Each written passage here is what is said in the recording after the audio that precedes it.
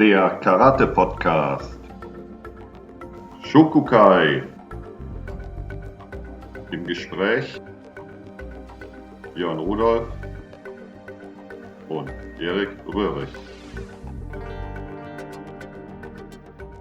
Ja, hallo da draußen. Hi Björn. Hi Erik. Hallo da draußen. Ja, wir haben heute eine neue Folge von Shunkukai, das Interview. Und zwar hatten wir angefangen, diese Interviewreihe so ein bisschen zu etablieren bei uns. Der Björn hat bisher alle Interviews gemacht. Ich hink da noch ein wenig hinterher. Und wir haben heute wieder ein neues und sehr spannendes für euch, was der Björn vorbereitet, aufbereitet und geführt hat. Und das ist aus Los Angeles, aus USA, von dem Avi Rokah. Und ja, Björn. Genau, ich finde es schön, dass du schon sagst, dass es spannend ist, weil du es ja selber noch gar nicht gehört hast. Ja.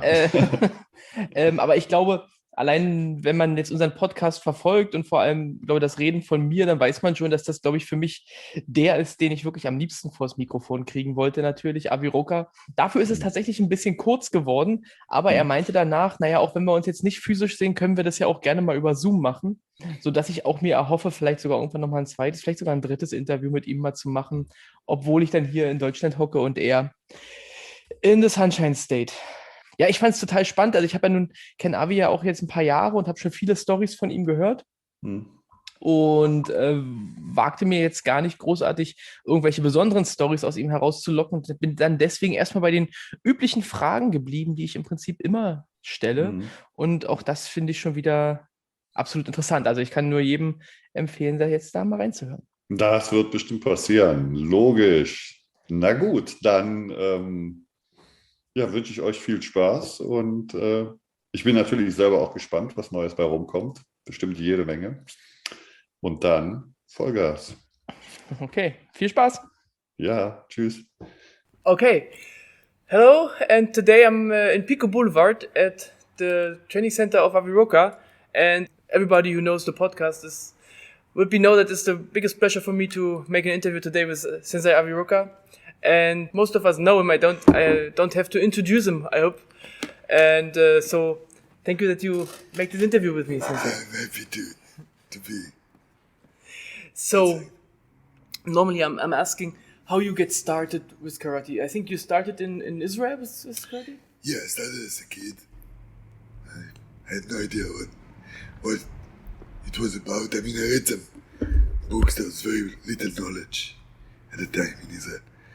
But I kind of felt that there is something in it that is more than just physical movement, which kind of attracted me.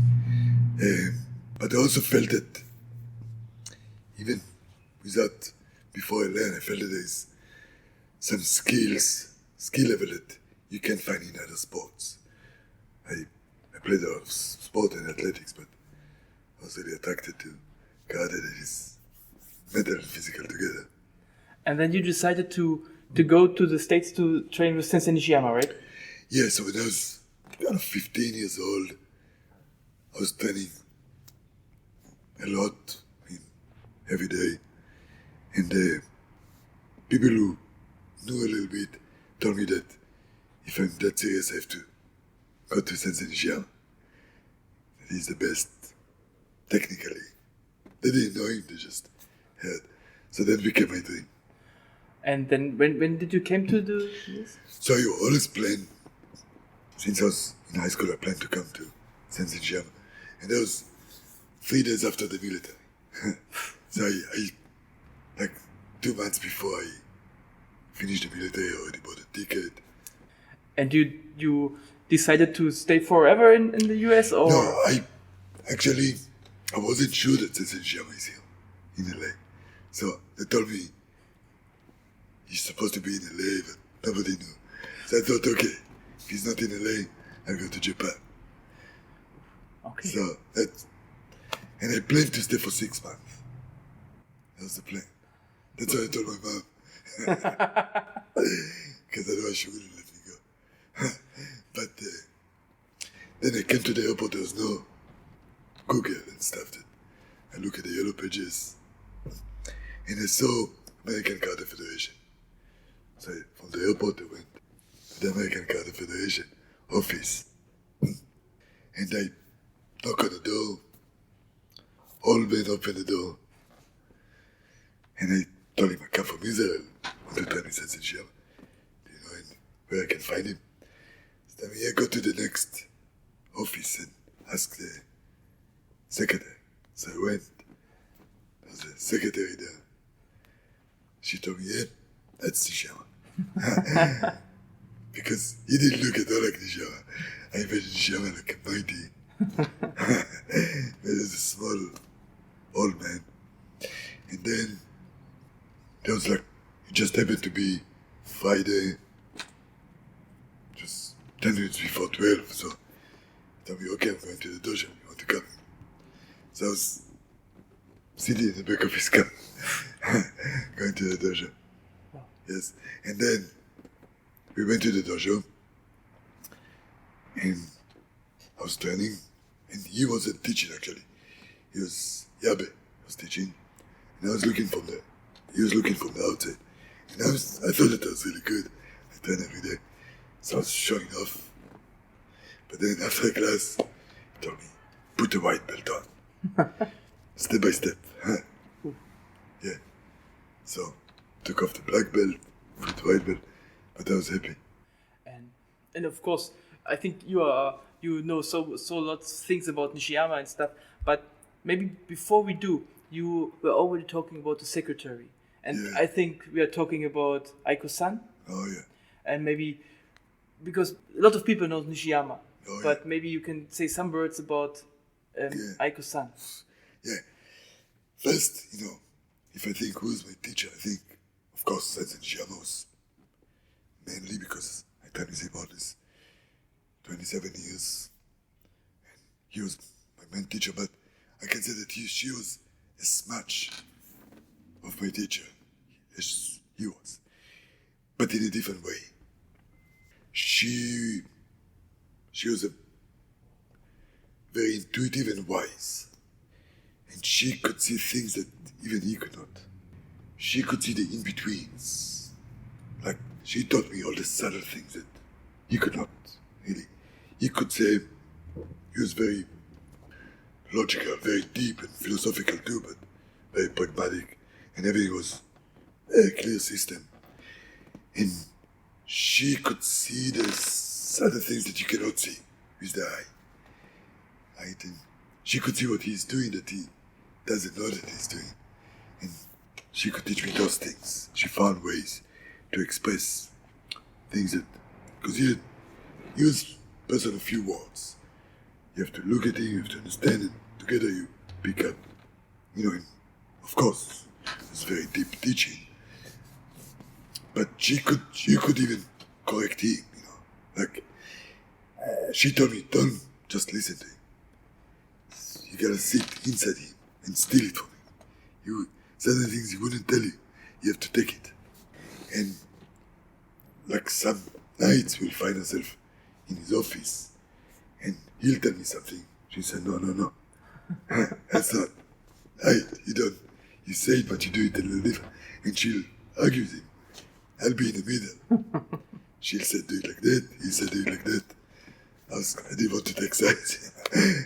Too dangerous to take sides. So I tried to do it both ways. But he will always listen to her because he knew that she always had a point. Actually, I think she's the reason that he got to the level. She's very intelligent and very dedicated, but she kind of brought him to that level. When he came to the US, he didn't have all this knowledge. He had a typical JK knowledge. And she came from a dance background, and she understood movement. And she actually told him, what he does is not good. And he kind of asked her to be there, to give him feedback. Maybe let's come a little back to your, when did you open your first dojo here? Yeah, so the first dojo. So when I was studying with Sensei Nishiyama, and then maybe kind of maybe a year later, less than a year, there was my good partner and friend Traum. We used to train together all day. And then there was a guy, some rich guy, like young guy, that came to me one day. And he asked me, do you want to open a dojo? I didn't even know him. But he knew that I got it. And he was just a businessman, he wanted to make money. And he didn't care about God.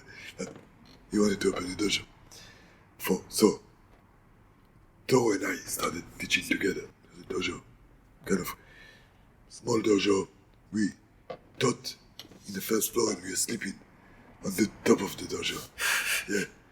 We took showers on the roof of the dojo with a hose. There was no shower there. And the guy was paying us like $20 a week. Kind of just a time, barely, not even enough to eat. Actually, this guy who opened a dojo for us, he became very serious about karate himself. He was my first black belt. Yeah. Oh. But, so we were teaching like that for maybe a year, maybe a year and a half.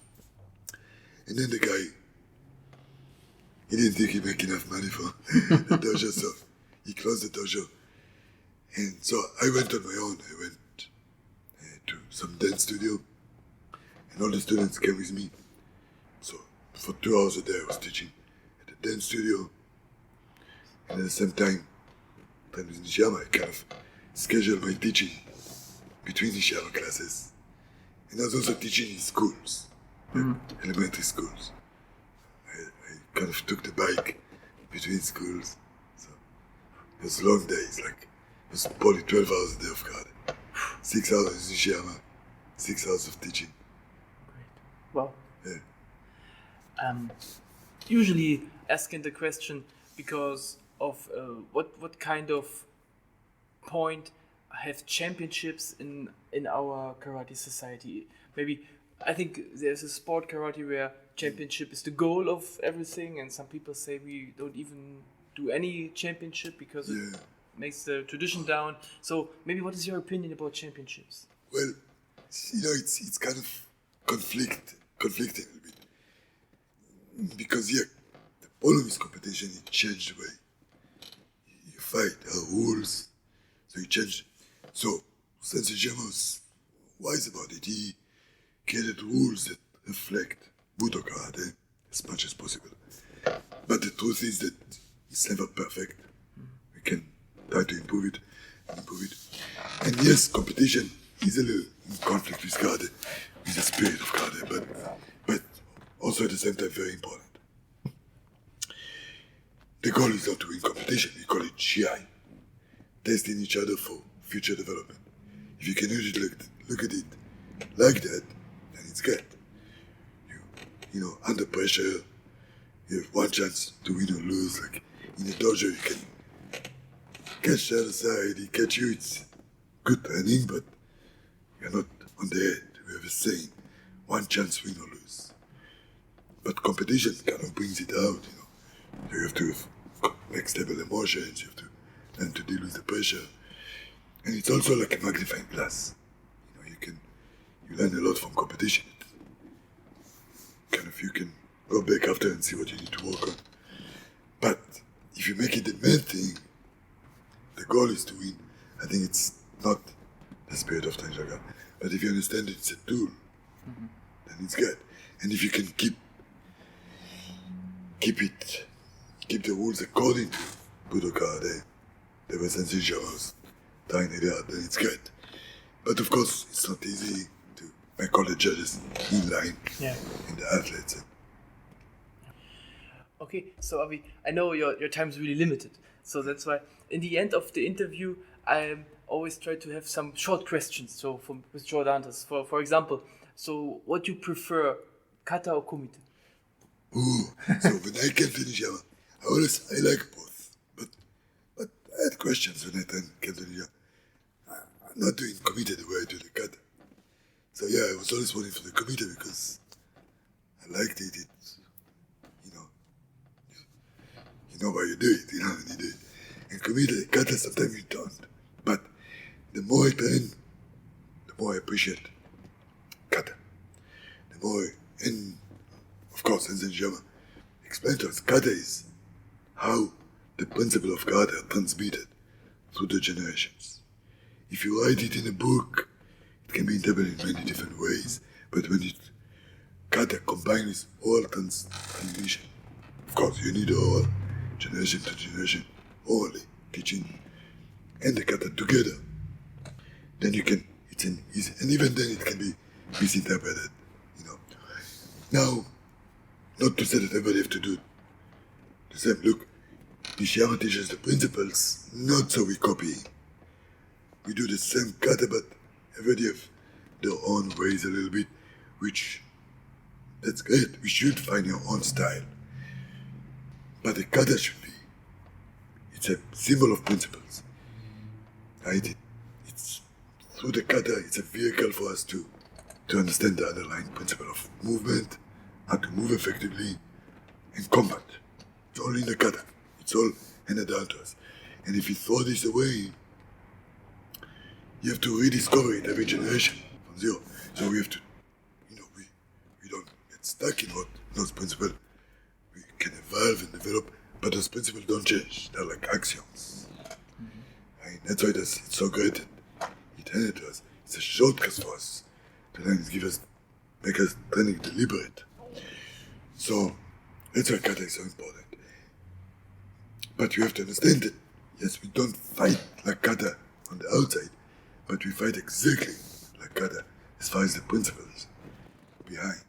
You know, even, you know, I do a lot of wrestling, and my wrestling teacher, Vlad, he said, I wish we had kata in wrestling, because I can see it's you and yourself.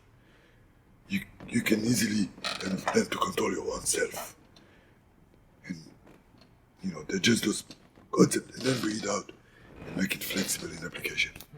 But even the kata itself, Sensei Hidetaka used to tell us, when you learn the kata, it's very strict. But then you make it your own type of movement, your own body. Sensei Hidetaka didn't expect us to be all the same. So, yeah, each person find their own style, yet the principle are the same. And your kata is kind of becoming flexible too. But when you teach it, don't teach your own style. Because you don't want the student to be like you. You want it to understand the principles. And then become their own best.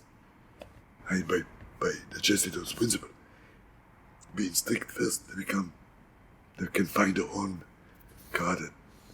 That doesn't mean everybody should make their own style, but of course, within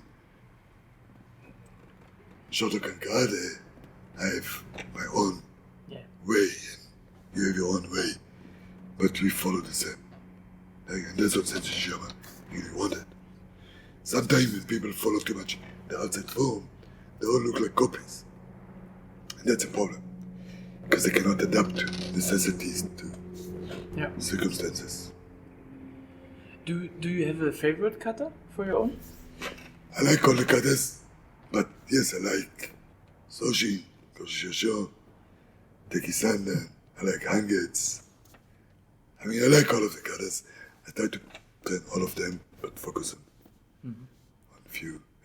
But, yeah, I mean, different type of body, different kata, but all of them. I like to train katas are not my type of body. It's also good for me to do. And also I need to teach it, so all of them. Of course. Okay, and kind of like a tricky question, what do you like more, Ujiwaza or Shikakewaza? Oh, boy. I mean, I think it's just a bit of progression, you know, like secret. I like to start with, people should first get really good with Ujiwaza. Defense, not defense, response, footwork, timing. Because when you get really confident and you know that you can defend anything that comes at you, you have this kind of confidence, any attack, any person, then you can easily learn how to Shikakewaza, create chance. Because in order to create chance, you have to take some risk. Right? I have to give something to be able to create chance. I have to give the opponent some chance. I have to know how much I can handle. That's why Ujiwaza first. But they're not separate. You see, when I'm inside my defense, I'm always ready to take the chance. Inside my offense, I'm always ready to respond. So it's within each other. So two more tricky questions. I think I get the answer. If there would be no karate, which art you would do? Which martial art? Maybe now when I think about pole wrestling. It's my second favorite. Okay, and if you can decide, would you love to be a judge or an athlete or competitor? Athlete. I don't like to judge even now. I don't compete. I mean, I always like to challenge myself. But judges, definitely great, because it's not easy. You have to learn to see. You have to be at a good level. You have to be able to train a lot yourself to be a good judge, I think. Maybe it's not 100% true, because I see maybe in gymnastics, some people are good judges and they're not. But I feel that because I'm training a lot, I can see. Yeah. I can see a lot. I can see if it's a commuter, for sure, but in a kata, I can see subtle good points and weak points. Okay, Sensei Avi, thank you very much for the interview. Thank you very much for the whole week of training here with you. Thank you. It's so good that you come, both of you. It's good. So for all people, I just can advise you to come here to train with Sensei Avi. Hopefully, we will have next time also seminars again in Europe to see him. It's good. So and everybody's welcome to visit. Hope to see you next time. Thank you. Yes, thank you. Der Karate-Podcast. Shunkukai. Im Gespräch Björn und Erik Röhrig.